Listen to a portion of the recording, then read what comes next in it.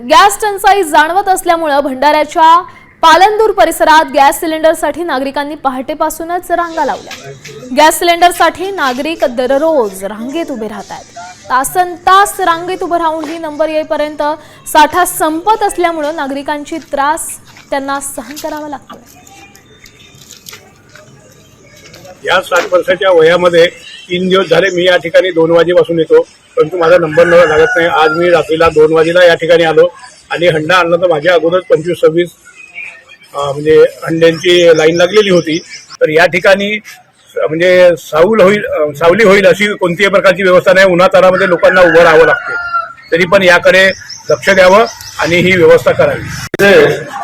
रोज 200 cylinder पाठवतात, ते proper 150 cylinder येतात आणि ग्रामीण भागामध्ये जे गावं दिलेले आहेत त्या गावांमध्ये दिवसानुसार आपण गाडी पाठवतात, पण लोक इथे गर्दी करतात, त्यामुळे लोकांची गैरसोय होतात।